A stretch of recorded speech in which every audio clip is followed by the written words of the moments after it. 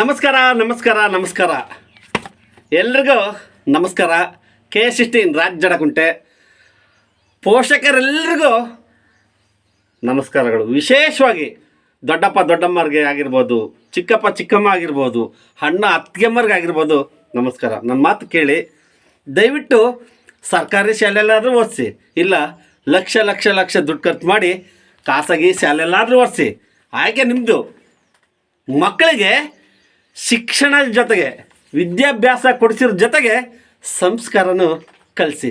ಕೈ ಮುಗಿದು ಎಲ್ಲರಲ್ಲಿ ಪ್ರಾರ್ಥನೆ, ಯಾರ್ಯಾರು ವಿಡಿಯೋ ನೋಡ್ತೀರಿ ಎಲ್ರಿಗೂ ಶಿಕ್ಷಣದ ಜೊತೆಗೆ ಸಂಸ್ಕಾರನ ಕಳಿಸಿ. ಯಾಕಂದರೆ ಸಂಸ್ಕಾರ ಇಲ್ಲದ ಮೇಲೆ ತೂತ್ ಗಡಿಗೆಗೆ ನೀರು ಇದ್ದಂಗೆ ಎಲ್ಲ ವೇಸ್ಟು, ಇಲ್ಲ ಹರಿಯ ನೀರಾಗೆ ಉಳ್ಸೆಂಟು ತೊಳ್ದಂಗೆ ಎಲ್ಲ ವ್ಯರ್ಥ. ಮದುವೆ ಮನೆಗೆ ಹೆಂಗೆ ಹೋಗ್ಬೇಕು, ದೇವಸ್ಥಾನಗಳಿಗೆ ಹೆಂಗೆ ಹೋಗ್ಬೇಕು, ಸಾವಿನ ಮನೆಗೆ ಹೆಂಗೆ ಹೋಗ್ಬೇಕು ಅನ್ನೋದು ಜ್ಞಾನನ ಸ್ವಲ್ಪ ಕಳಿಸಿ.